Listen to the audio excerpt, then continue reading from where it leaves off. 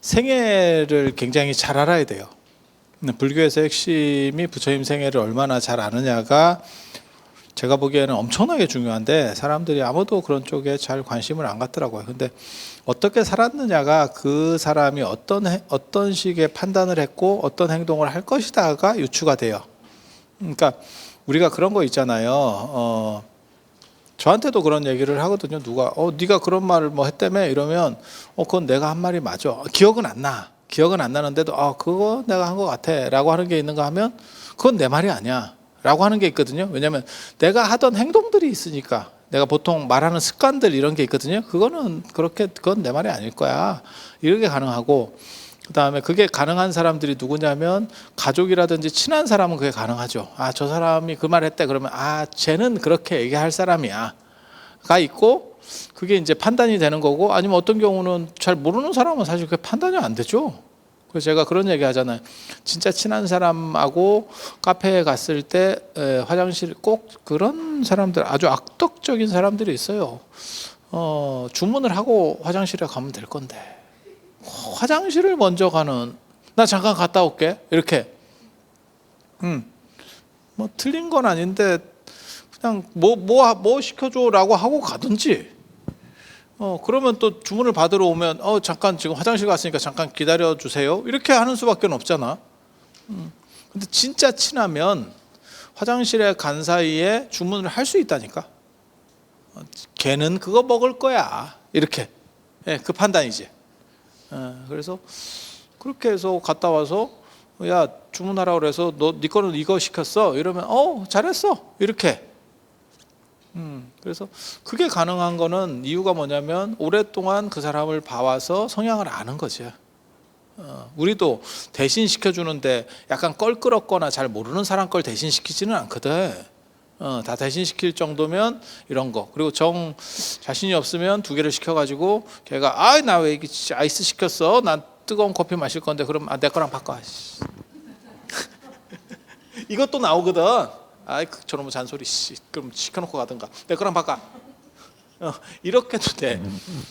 그래서 어떤 사람의 행동이나 언어를 판단할 때 제일 중요한 게 그 사람의 환경, 그 다음에 어떻게 살아왔는지를 아는 거는 무진장 중요해요.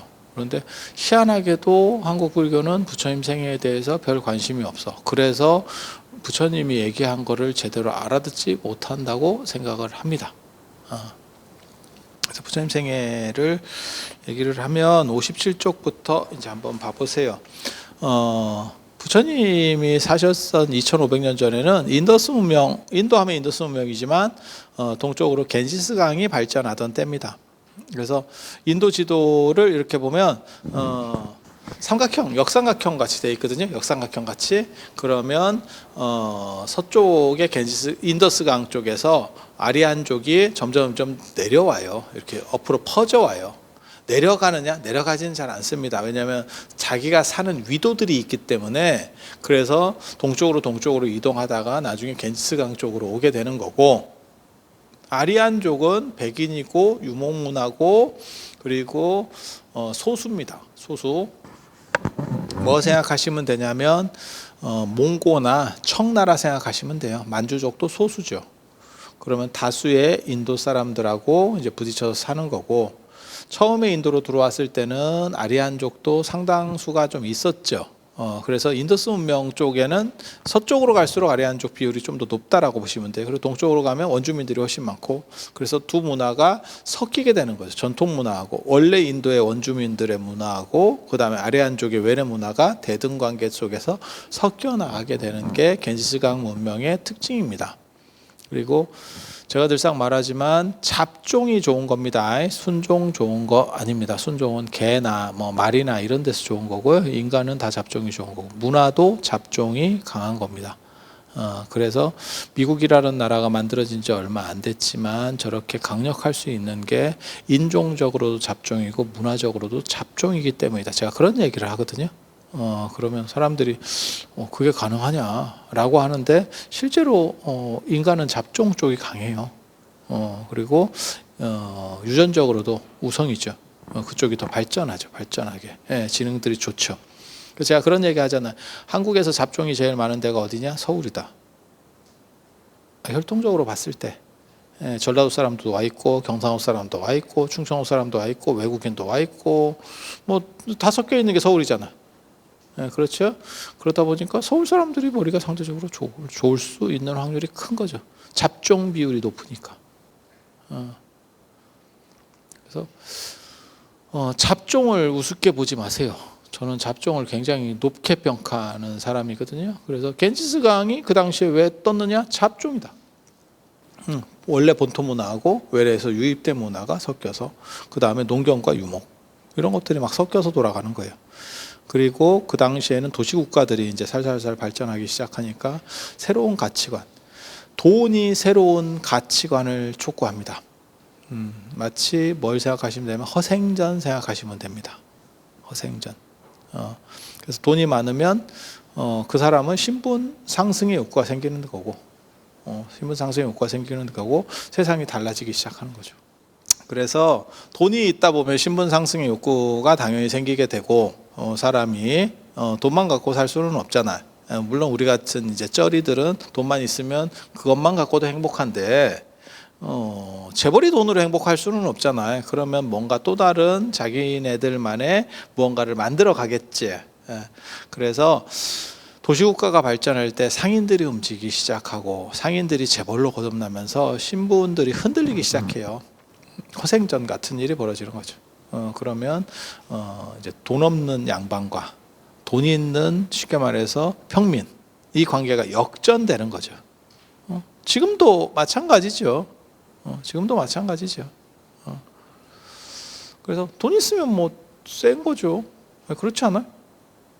권력이 있거나 돈이 있거나 그래서 돈 있으면 그 다음에 권력을 가지려고 하고 뭐 이런 식들이 연결되니까 그래서 신분들이 흔들리기 시작하는 거죠. 기존에 있었던 뭐 브라만, 크샤트리아, 바이샤, 수드라라고 하는 인도의 카스트 제도가 그러니까는 성직자 계급 그 다음에 권력층이죠. 왕이나 귀족 계급 그 다음에 평민, 노예라고 하는 것들이 흔들리기 시작하는 거예요. 노예가 흔들 수 있냐? 노예는 못 흔들죠. 원래 워낙 가진 게 없으니까. 근데 평민 중에서 머리 좋은 사람이 자수성가해서 재벌이 됐어요. 그러면 치고 올라오는 거죠. 그렇게 올라왔을 때 오히려 그냥 위에 있는 사람들보다 더 상위가 될 수 있는 거죠. 기존에 있었던 사람들보다.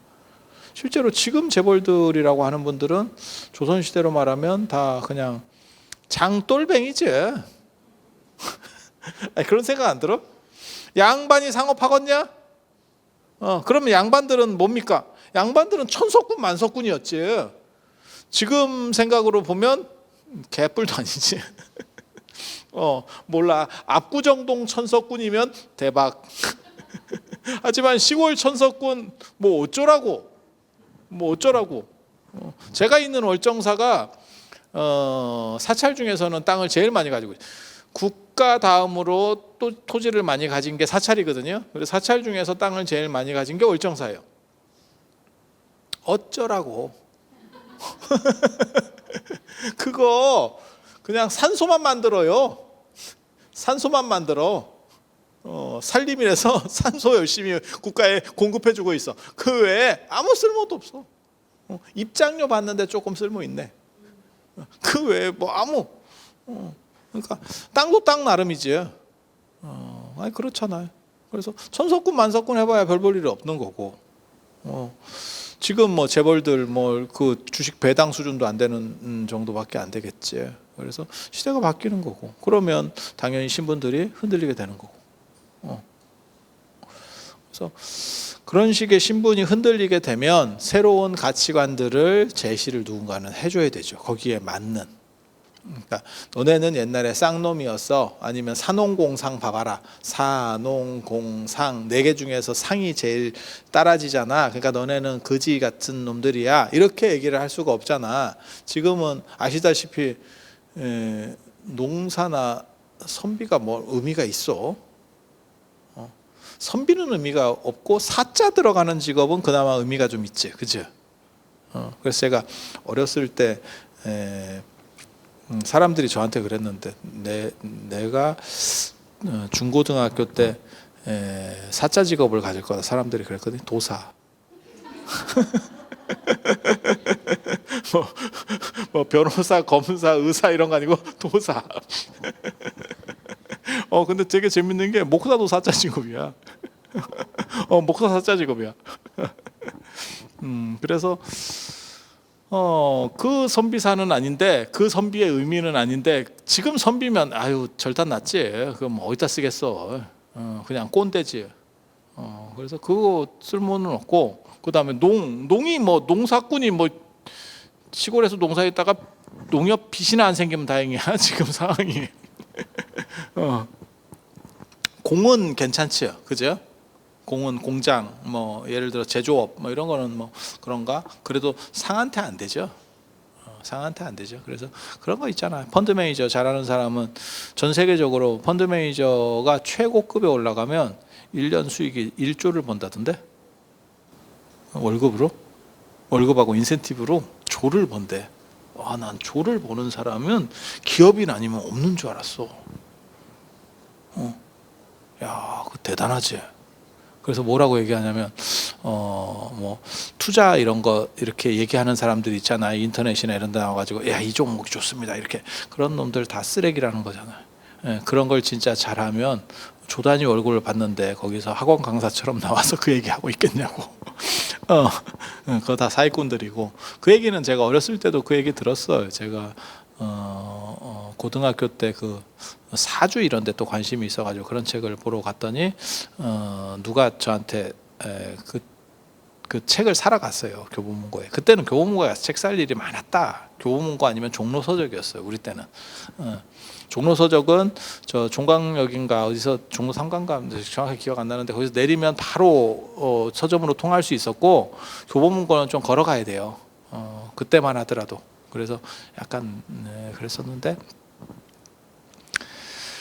책을 샀는데 그때 제가 그런 책을 보니까 점쟁이가 하는 얘기가 뭐였냐면, 점 보는 놈이 하는 얘기가 저한테 쓸데없는 짓 하고 있다. 진짜 점을 잘 보는 사람은 책 쓸 시간이 없다. 책 쓰는 놈은 다 제대로 된 점쟁이가 아니다. 그래서 아니, 점을 잘 보는 사람도 책을 쓸 수 있는 거 아닙니까? 라고 했더니 웃기지 마라. 네가 예약돼 있는 거를 제대로 안 봐서 그렇다. 그 사람은 건당 5만 원인데 그 당시 3만 원에서 5만 원이었거든. 제 고등학교 때 책 하나 팔아봐야 얼마가 남겠냐. 책은 5%에서 7%에서 10%가 인세예요. 7% 사진 들어간 책은 7%, 그 다음에 그냥 일반 글씨만 이렇게 새가 있는 책은 10%. 그러면 예를 들어서 15,000원짜리 팔아봐야 1,700원인데 그 사람은 5분 안에 5만 원을 번다. 너 같으면 책 쓰고 있겠냐? 이렇게 얘기하더라고. 그래서 내가 그놈 책을 버렸는데. 근데 문제는 책이 아니면 방법도 없어. 그렇다고 내가 가서 무슨 고등학생이 가서 제가 사사를 받으러 왔습니다. 이럴 수도 없잖아. 너무 이상하잖아.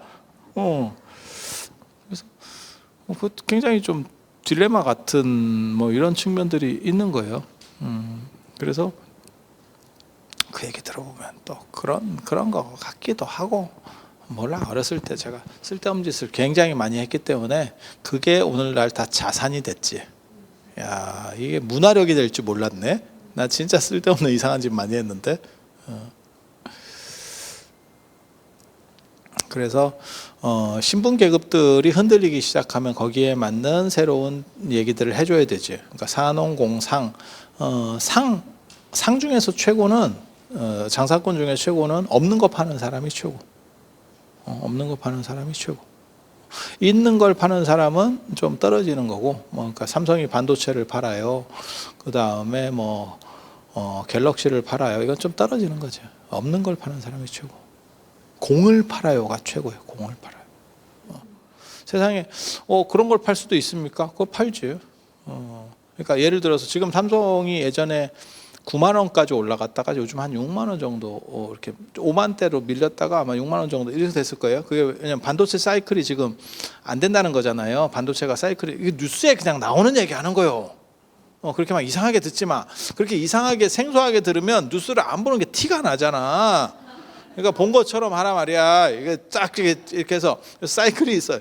그래가지고 그 사이클을 타면 삼성 같은 데는 이렇게 막 올라가고, 안 그러면 지금 이렇게 떨어지고 뭐 이렇게 한다는 거잖아요. 그래서 이렇게 떨어지려고 하는데 지금 갑자기 챗 챗 GPT가 나오면서 인공지능의 시대가 생각보다 빨리 열리는 게 아니야. 그러니까 이게 지금 이렇게 올라간다는 거거든. 아니 그렇게. 네, 그렇게. 왜냐하면 거기 정보를 엄청나게 많은 처리를 해야 되기 때문에 다시 반도체가 올라가는 거 아니냐? 생각보다 이 사이클이 바닥까지 안 내려가고 이렇게 다시 되는 거 아니냐? 라는 생각을 하고 있는 거죠. 그렇지만 이렇게 사이클도 있고 갤럭시도 옛날보다 지금 잘 안 팔리는 것 같고 예전에 한번 뭐 이상한 거 하나 폭 터져가지고 그죠? 삼성이 다 리콜하고 뭐 이런 사건도 벌어졌었고 제가 요즘 금강경 저 월정사에서 금강경 기도를 하는데 그 기도를 최초로 유튜브에다가 광고를 붙였거든. 불교 쪽에서는 최초입니다. 그러니까 기독교 광고는 붙는데 불교 광고는 내가 처음으로 붙였거든. 나 깜짝 놀랐네. 저도 유튜브를 하잖아요. 나한테 얼마를 주냐면 1.2원을 줍니다. 여러분이 한번 클릭을 하면 나한테 한 1.2원 정도 오는 것 같아. 곰인형 눈깔 붙이는 그거 한 100원 정도 주지 않을까 요즘? 예전에 우리 어렸을 때는 그거 뭐 10원 뭐 아니면 5원 뭐 이런 얘기 있었는데 모르겠고 야 1.2원이야. 그러니까는 한 10,000명 정도가 클릭하면 다다다다 이렇게 하고 많이 되면 그 광고를 봐야 돼. 그렇게 되면 12,000원 버는 거야. 이해가 되죠? 야 쉽지 않다. 그런데 내가 내는 입장이 됐잖아. 받는 입장이 아니고 내가 내는 입장이 됐잖아. 내는 입장이 되니까 여러분이 클릭 한번 하면 1,150원을 뜯어가. 야, 씨, 이거 딱 보고 야, 이 세상에 이렇게 남겨 먹는 장사가 있나? 1,000배입니다. 1,000배. 1,000배를 남겨 먹습니다. 1원을 주고 1,000원을 받아가니까. 아니 그렇잖아. 근데 인공지능으로 해서 뭐 어쩌고저쩌고 해서 오래 하면 좀 가격이 다운된대. 다운돼도 내가 보기엔 500원 이하로는 잘 안 떨어지지 싶어. 500원만 해도 500배를 남기는 거야. 그러면 유튜브 회사는 무엇을 파느냐? 지들 파는 게 없어. 지그들이 올려서 지그들이 보고 지그들이 해. 그러면 걔는 광고하고 관리만 하면 돼. 광고를 붙였다가 관리 파는 게 없어. 상품이 있냐? 없어. 아마존 생각해봐요. 아마존 제프 베이조스의 아마존 파는 게 있냐? 없어. 사고 팔고 할 수 있는 시장을 하나 열어준 거지. 그러니까 아마존은 뭐하고 똑같은 거냐면 주식 거래소지. 증권사. 주식은 지그들이 왔다 갔다 하는 거고 우리는 그냥 거래하게만 해주는 거지. 아마존은 그냥 물건을 팔 수 있게만 해주는 거고 아마존이 그거랑 똑같은 거잖아. 쿠팡이잖아. 쿠팡. 그러면 지그들이 그냥 물건은 아마존이 제품을 출시하느냐? 없지. 자기 제품 없지. 그게 공을 파는 거예요. 공을 파는 거. 이거 굉장히 재밌어. 구글도 마찬가지잖아. 알파벳이 구글이잖아요. 구글도 뭘 파느냐? 전 세계에 깔려있는 정보들을 연결해서 땡겨만 주는 거예요. 검색이라는 게. 내가 올리느냐? 구글에서 정보를 올려주느냐? 안 올리지. 올리긴 개뿔이 못 올려. 아니 맞잖아. 그걸로 전 세계를 먹었어요. 우리나라가 버티고 있다가 결국 구글에게 넘어갔지. 1등이 네이버에서 구글로 넘어갔거든요. 우리나라 포털도 지금 그렇게 넘어갔어. 이게 공을 파는 거예요. 실제로. 그렇기 때문에 걔네는 물건에 하자 보수를 할 필요도 없고 아무것도 없어. 책임이 없어. 안 팔리는 사이클이 있느냐? 뭐 광고가 좀 덜 되는 사이클은 있을지 몰라도 안 팔리고 자시고 할 게 뭐 있어. 삼성이 반도체를 만들었는데 안 팔려. 그럼 재고가 쌓이겠지. 얘네는 재고가 없어. 왜냐면 물건 자체가 없었거든. 기가 막히잖아. 그러니까 없는 걸 파는 놈이 최강자입니다. 지금 현대사회에서는. 굉장히 재밌어요. 있는 걸 파는 놈은 쩔이요. 물론 우리는 쩌쩔이지. 그런 있는 거 파는 사람하고도 친하고 싶어. 그런데 최강자는 없는 걸 파는 사람. 야, 이거 대단하지. 우리가 그걸 봤잖아. 중국의 핸드폰이 잘 나가다가 미국에서 제재를 받고 구글이 안드로이드 쓰지 마 한 방에 끝났잖아. 안드로이드라고 하는 운영체계 하나입니다. 운영체계 하나. 삼성도 마찬가지예요. 갤럭시도 구글이 미국이 얘기해가지고 야, 쟤네 안드로이드 못 쓰게 해. 그러면 삼성에서 안드로이드가 빠지잖아요. 갤럭시도 날아갑니다. 진짜요. 그럼 안드로이드는 뭐냐? 그냥 프로그램이에요. 없어. 물건이 없어. 물건이 있느냐? 없어. 되게 재밌지? 물건 없는 게 물건이 있는 거를 능가하는 시절이에요. 지금 되게 재밌는 시절이에요. 그래서 없는 걸 파는 사람이, 우리도 그랬잖아. 봉이 김선달 같은 분이 지금은 최강인 거야. 누가 김선달이 될 거냐 라고 하는 거죠. 그리고 이런 식으로 세상이 바뀔 때마다 어떤 게 있냐, 새로운 설명 모델이 나오게 됩니다. 나는 애플이 엄청나게 강력한 회사다라는 생각을 하거든요. 왜 그런 생각을 하냐면, 제가 비행기를 타보면, 성지순례나 이런 데 가면서 비행기 타보면, 전에는 핸드폰을 무조건 끄게 했다. 끄게 했다고. 그런데 지금은 비행 모드로만 놓으면 핸드폰 안 끄죠. 누가 그 작업을 한 것 같아? 애플이에요. 애플이에요. 그래서 지금은 핸드폰을 보고 있어도 안내양이 잔소리하지 않아. 맞잖아. 그렇게 가는 거예요. 그래서 거기에 맞는 연구들을 했겠지. 이게 비행 모드만 되면 스마트폰은 작동을 해도 비행 항법 장치랑 아무 영향이 없다. 이거를 계속해서 하고 그 다음에 그것들을 바꿔 나갔겠지. 항공사 입장에서는 끄는 게 제일 안전하겠지. 위험 요소를 줄일 수 있으니까. 원천 차단이잖아. 그거는. 누가 비행 모드를 해놨는지 아니면 안 해놨는지 그 일일이 다 까볼 수도 없잖아. 그냥 믿고 가는 것밖에 없잖아. 껐는지 안 켰는지는 알 수 있지. 그 사람이 보고 있으니까. 근데 이거는 봐도 지금 비행 모드인지 아닌지 스튜어스가 뭐 제대로 판단할 수 있나? 우리도 하다 보면 비행 모드 안 하고 하는 경우도 있거든요. 왜냐하면 까먹어서. 그러다 해야 되겠네. 이렇게 되는 경우들이 있거든. 그래서 하나의 어떠한 흐름들이 바뀌어가면, 그게 세지면 거기에 맞는, 쉽게 말해서 논리 구조들이 나오기 시작하는 거예요. 그러면서 세상이 재편되는 거죠. 그래서 상인들이 돈을 많이 벌고 재벌들이 나옴으로 인해서 왕족이라든지 성직자들보다 내가 왜 밑이야? 라고 생각하면서 치고 올라오고, 거기에 논리 제공을 하는 사람들이 나타나게 되는 거예요. 그게 신흥사상가, 신흥철학자라고 하는 사람들이에요. 새롭게 대두한 사람들, 기존에 있었던 사람들 말고. 지금도 마찬가지지요. 예를 들어서 제가 전 시간에 그런 말씀 드렸었잖아요. 이제 과학이 발전하니까 애를 훨씬 더 미숙아도 태어나게 해서 살릴 수 있다고. 그럼 무슨 일이 벌어지냐면, 요즘 그 얘기가 나오거든요. 그러니까는 여자가 이제 약간 이렇게 실수해가지고 임신이 됐을 때 그걸 낙태를 할 수 있는 자유 얘기가 있거든요. 낙태 자유? 그런 얘기 들어보셨죠?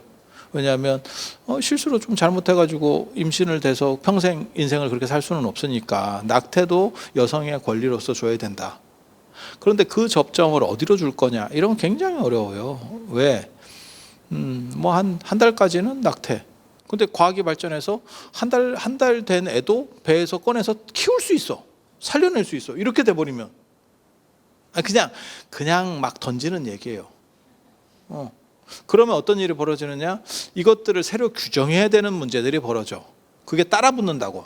다 논리 구조들을 따라붙는다고. 우리도 그거 봤었잖아. 동성동본 금지법. 우리는 예전에는 동성동본 금지였는데 지금은 동성동본이라도 그 말도 맞잖아. 사돈의 팔촌까지 뭐 다 따져도 누군지도 모르겠는 사람하고까지.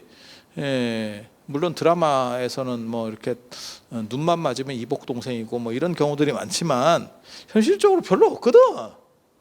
게다가 김이박씨 걸리면, 김씨 걸리면 너무 적지. 특수성, 소수성에 걸리면 그냥 아무렇게나 해도 문제가 없고, 김씨 걸리면 피곤하지. 그래서 그런 걸 생각해 보면 바꿔야 된다라고 했을 때 거기에 논리 구조들이 뒷받침이 되는 거죠.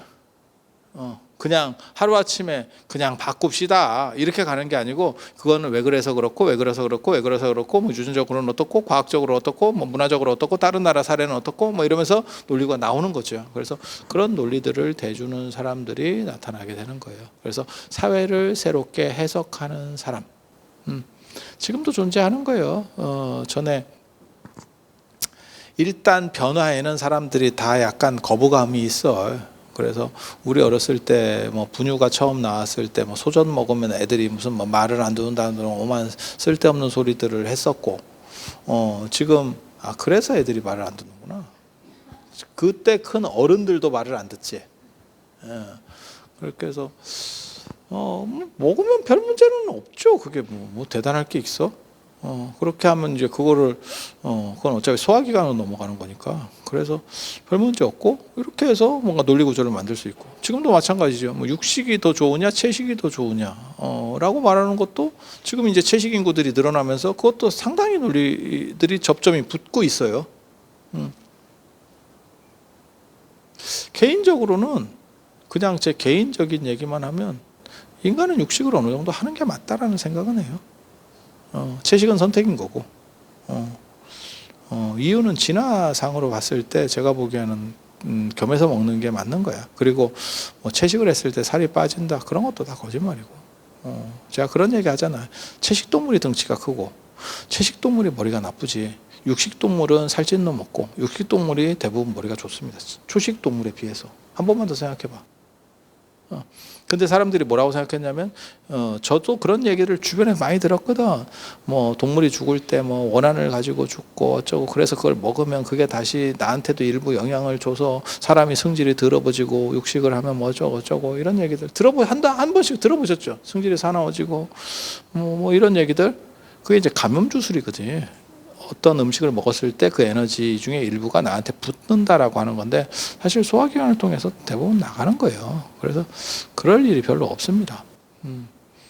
그래서 그냥 합리적으로만 보면 큰 문제는 없어. 종교적으로 봤을 때는 좀 다르죠. 종교는 합리성만 가지고 얘기하는 게 아니니까. 그래서 대승불교에서 논리 전개를 할 때는 누군가 먹는 사람이 있기 때문에 죽이는 사람이 있으니까 아예 먹는 사람이 없으면 죽이는 것이 사라지게 될 것이다 라고 얘기하는 거죠. 근데 자연의 법칙에서 보면 너무 안 죽이면 거기에서 오는 또 재앙이 있죠. 지금 현재 우리나라도 그걸 겪고 있죠. 멧돼지하고 뱀도 못 잡게 지금 돼 있거든요. 그래서 시골에서는 멧돼지 때문에 농사 못 짓는다고 하는 분들도 많이 나오고, 여러분은 안 당해봐서 잘 모릅니다. 멧돼지 그 보통 일 아닙니다. 그리고 지금 뱀 못 잡게 하니까 뱀 개체수가 너무 많이 늘어나가지고 잡으라고 해도 그 옛날같이 먹는 사람도 없어. 그리고 멧돼지도 시골 사람도 안 먹습니다. 여러분 생각하고 달라요. 여러분이 생각할 때는 멧돼지가 일반 돼지보다 더 맛있는 거 아니에요? 그 냄새나고 그다음에 이빨이 안 들어가. 토종닭도 마찬가지예요. 여러분 토종닭 그 생각하지 마세요. 그러니까 토종닭에 갖고 막 닭이 날아다녀요 이런 닭 있잖아요. 씹으면 이빨 깨진다. 이빨이 안 들어가. 그래서 생각하고 달라요. 그래서 시골 분들도 멧돼지 같은 거 안 드십니다. 그냥 농사 때문에 잡아야 된다라고 하는 거지. 우리 어렸을 때는 어른들이 진짜 드시는 걸 제가 많이 봤거든. 잡아서 그때는 없어서 못 먹었지. 뱀도 잡아가지고 이렇게 쭉 당겨가지고 이렇게 하고 했었지. 지금 누가 뭐 그런 거 먹나요? 그러니까 이게 생각해 보면 되게 재밌는 게, 88 올림픽 때 가장 논점 중에 식문화와 관련해서 가장 논점 중에 하나가 뭐냐면 브리지트 바르도가 촉발한 개고기 먹는 문제가 촉발됐었어요. 쟤네들은 개고기 먹어요. 그래서 우리가 보신탕집을 없애고 영양탕, 멍멍탕 이런 걸로 간판을 갈아달고 뒷골목으로 다 이전하고 뭐 이런 사건이 벌어져. 근데 그로부터 한 두세 대 정도 지금 지나니까 무슨 일이 벌어졌어? 지금 약으로 먹는 사람 외에는 그걸 굳이 먹는 사람이 없어요. 아니 그렇지 않아? 주변에 개고기를 막 찾아다니면서 먹어요. 나는 개고기를 먹어요. 없어. 그러니까 이게 문화가 바뀌면 스스로 도태되는 거예요. 지금 멧돼지도 안 먹는다니까. 그 드신 분들 얘기에 의하면 냄새나고 질겨서 못 먹겠대. 옛날 생각하고 먹었더니 어른들이, 젊은 사람은 둘째치고 어른들이 예전에 먹어봤었던, 이미 부드러운 거에 익숙해진 거지 지금 우리가. 그래서 그런 정도 생각을 하시면 돼요. 그래서 하나의 개체가 너무 늘어나는 것도 그게 굉장한 문제입니다. 엄청난 피해들을 주는 거죠.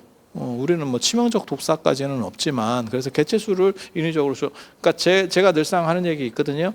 자연이라고 하는 게 원래 자연으로 방치되면 좋은 거냐? 절대 그렇지 않다. 이유는 인간이 관리한 기간이 너무 길기 때문에 자연에 대해서 인간이 간섭하지 못하면 지금 자연은 자연으로 돌아가지 않는다.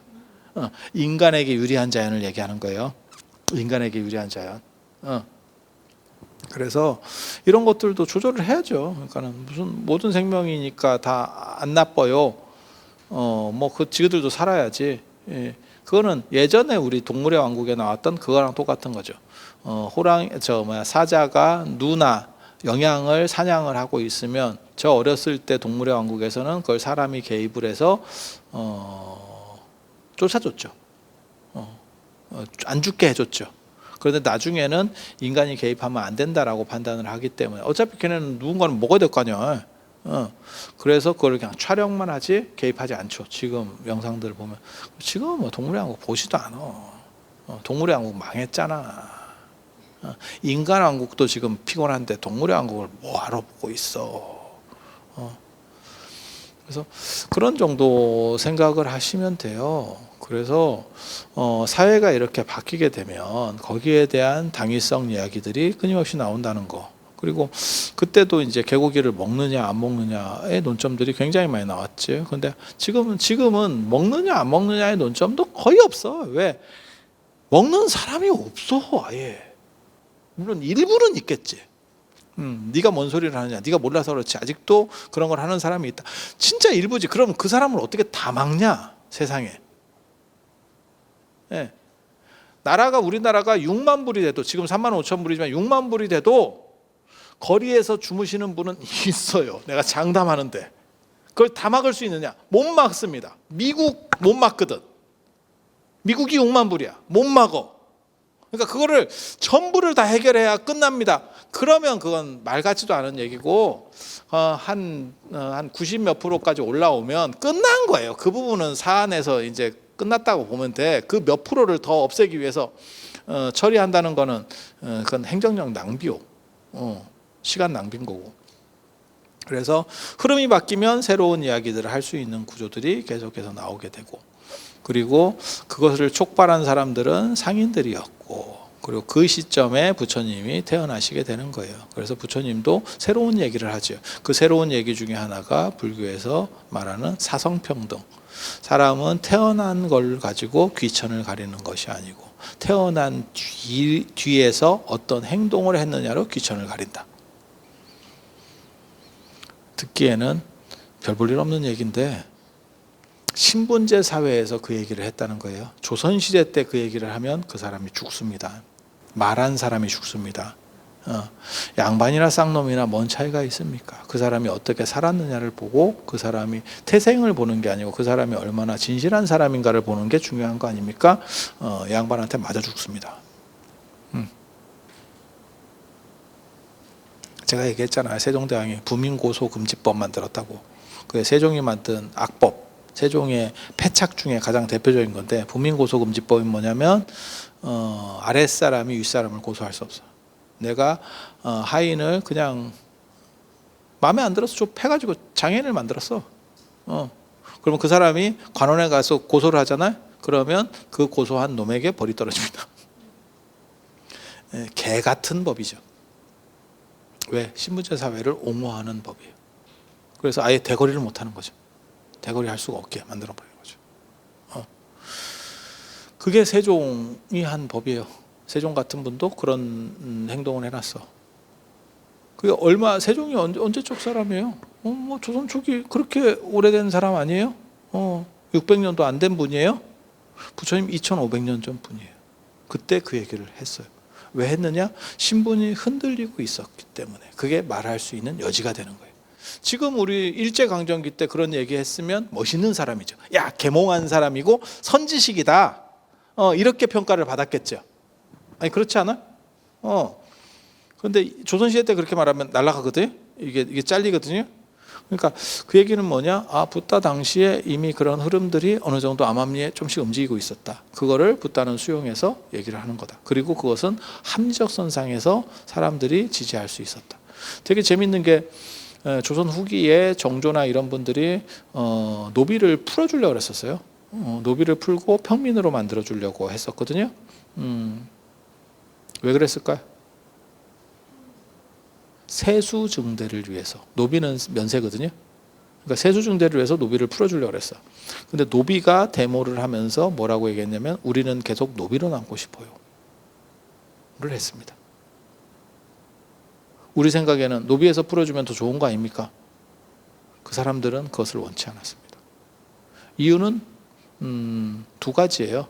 하나는 노비도 별로 그렇게 안 힘들어. 왜? 뭐하고 똑같은 거냐면 제가 운전면허 없는 거랑 똑같아요. 어저께도 제가 다른 선생님한테 그 얘기를 들었는데 스님은 운전을 안 하는 게 너무 불가사의해요. 운전을 하면 새로운 세상이 열릴 거예요. 새로운 세상이 있는지는 모르겠는데 나는 안 불편해요. 이유가 뭐냐? 나는 태초부터 운전면허가 없었기 때문에. 그러니까 운전면허가 있다가 없는 사람은 불편해요. 차를 가지고 있다가 차가 없어진 사람은 불편해요.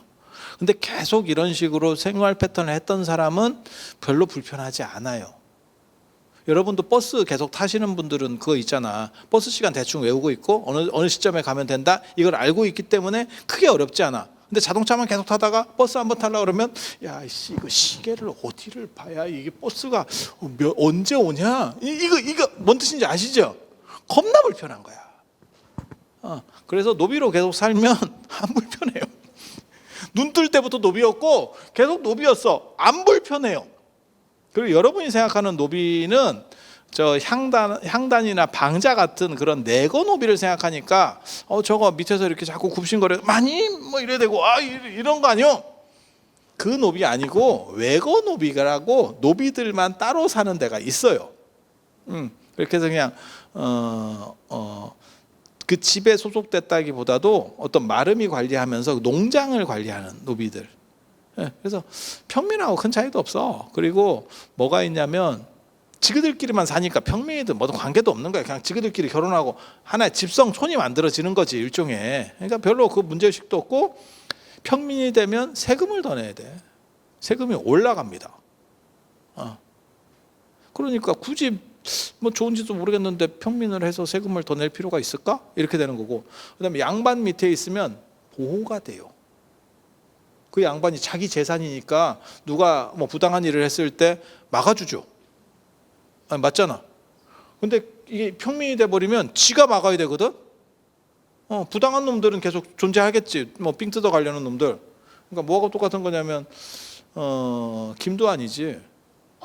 김도환이 종로를 먹고 종로 상인들에게 삥을 뜯는 대신에 그걸 막아주는 것처럼.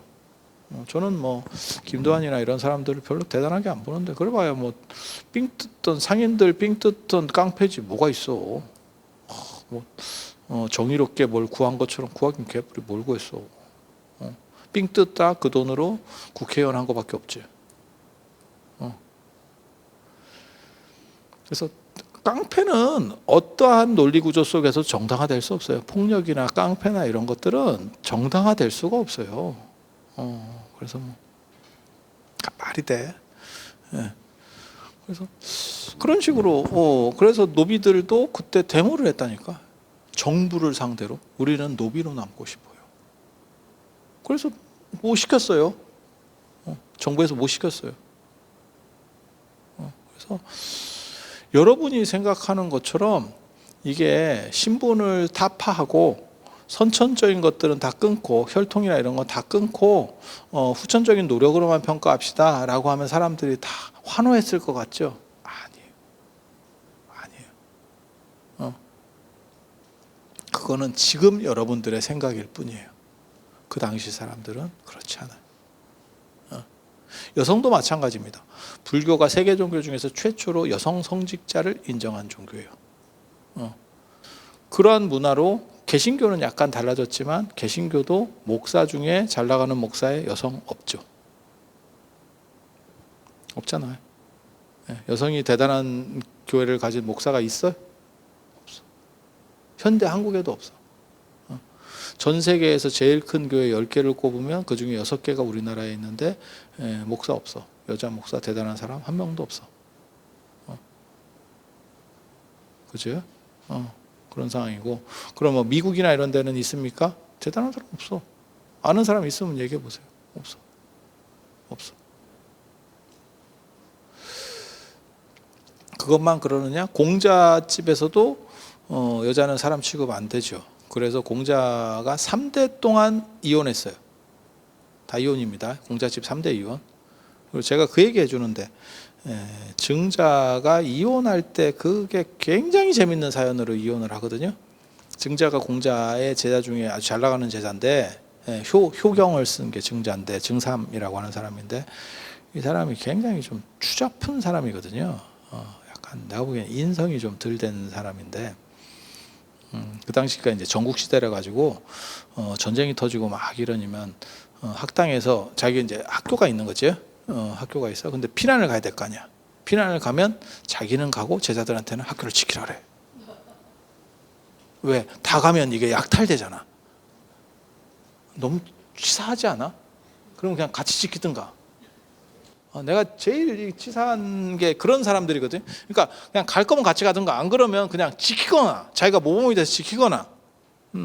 월정사의 하남 스님 같은 경우는 그 당시 일제강점기 때 종정하셨는데 해방 후에도 종정이 하셨었는데 그때 한국전쟁이 터지니까 제자들이 통도사로 피난을 가십시다 이렇게 얘기했다고. 그러니까 피난을 가겠다 이렇게 해서 사람들을 다 보내고 맨 마지막에 뭐라고 틀었냐면 좌당생사, 앉아서 생사를 맡겠다. 이 자리에서 내가 생사를 맡겠다. 나는 가지 않는다. 당신이 처음부터 안 간다 그러면 제자들이 못 갈까 봐. 이게 이런 게 좀 멋있는 리더 아니요? 근데 나는 피난을 갈 테니 너네는 학교를 지켜라.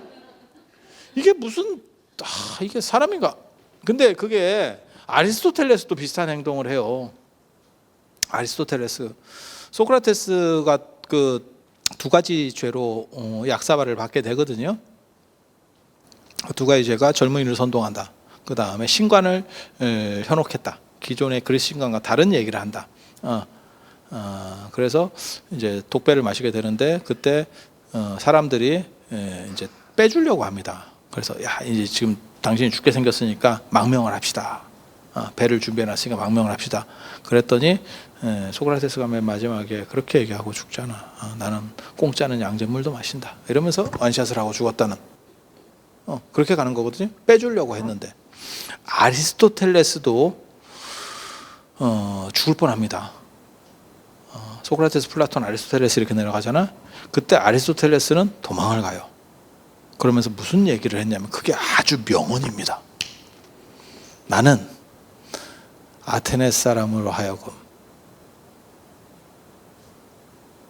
철학자를 2번 죽였다라고 하는 오명을 씌울 수 없다. 추접게 씨. 야, 이게 뭔가 싶죠. 이게 이게 말인가 소린가. 이게 뭔가. 그러니까 도망은 가고 싶은데 명분이 안 되니까 나는 그리스 사람들을 내가 사랑하기 때문에 그들이 철학자를 2번이나 죽인 실수를 했다고 그런 욕을 먹는 거를 내가 참을 수가 없다. 그래서 나는 튄다.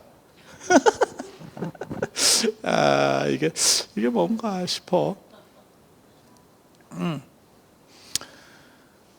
그렇게 해서 그 증자가 나중에 이혼할 때 보면 되게 재밌어요. 증자가 이제 우리 같이 이제 얘기를 이렇게 많이 이게 선생이니까 이렇게 말을 많이 할 거 아니에요? 저는 타고난 게 있어요. 이거는 내가 참 잘 타고났다고 싶은 게 목도 안 아프고 우리는 수업 많이 할 때는 12시간 수업도 했었어요.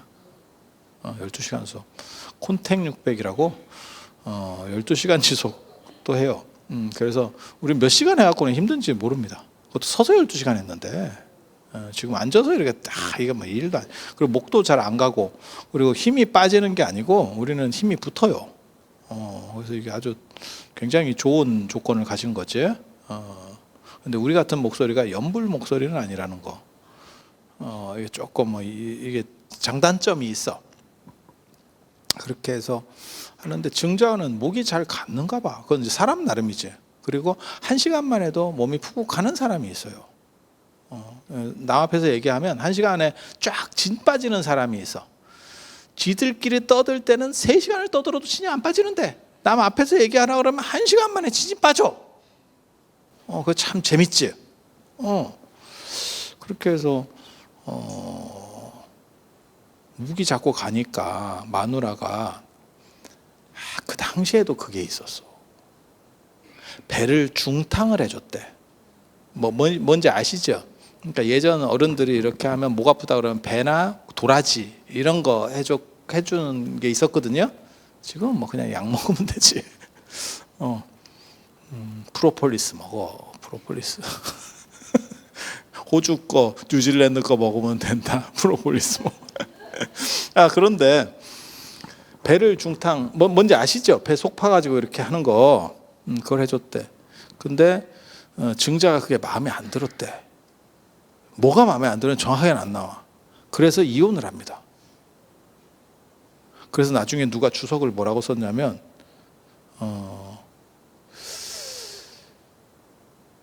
증자같이 이혼하면 이혼 안 당할 여자가 어딨냐, 이런 주석이 나와. 아니, 마누라가 생각해서 배를 중탕해 줬는데 뭔가 마음에 안 들었는가 봐. 그게 이혼 사유야. 이게 교육장가 싶지. 아니, 아들을 못 낳는다, 요즘 개념은 아니니까 아들을 못 낳는다거나 안 그러면 뭐 여자가 너무 이상한 행동을 했어. 그러면 우리가 그 시절이니까, 지금은 도의적인 거라도 그렇게 하면 안 되는데 그건 뭐 옛날 사람이니까 그럴 수도 있지 않겠어? 라고 할 건데, 배 중탕이 마음에 안 든다고 이런 개 같은 경우가 있나? 이게 뭘 의미하는 거냐면 여성을 얼마나 무시했나를 알 수 있는 거예요. 그러니까 작은 트집 하나 잡아서 난리는 거예요. 뭔가 마음에 안 들었겠지, 안 든 게 있었겠지. 그리고 바꿀 만한 사람이 있었는갑지. 그냥 생각해. 그냥 이건 제 그냥 저렴한 생각이에요. 그냥 뭔 뜻인지 아시겠죠? 그래서 그냥 트집 잡아 내보내는 거야 지금. 그래서 이 얘기는 뭐냐? 너무 여성차별적인 거죠. 여기만 그렇게 한 게 아니고, 우리 그거 있잖아, 조선시대 때 칠거지 약나 그거 보면서 되게, 이게 도대체 말이 되나? 여성들은 왜 이런 굴레 속에서도 반항하지 않았나? 라는 생각. 그게 그거잖아. 시기 질투하면. 그러니까 남편이 바람 피고 오면 고생하셨습니다 이러고 쌍화차라도 이렇게 하나 드려야 된. 물론 바람 피는 게 고생이지, 그렇다고 무슨 뭐 정이 있어서 사는 건 아닌데, 그래도 가족 관계면 기분이 좀 나쁘지 않을까? 아무리 정없이 살아도? 아니, 그렇지 않아? 그런데 그걸 그렇게, 그런 걸 투기라고 해서 쫓아내니까 이게 무슨. 그리고 그 당시에는 쫓겨나면 갈 데가 없어서 결국 그 사람이 거의 죽습니다. 한 70% 이상은 그냥 죽는 거예요. 안 그러면 집으로 돌아가면 완전히 그냥 발언권 없이 개보다도 밑에 신분으로 살든지. 이해가 됩니까? 그러니까 죽지 못해서 살든지.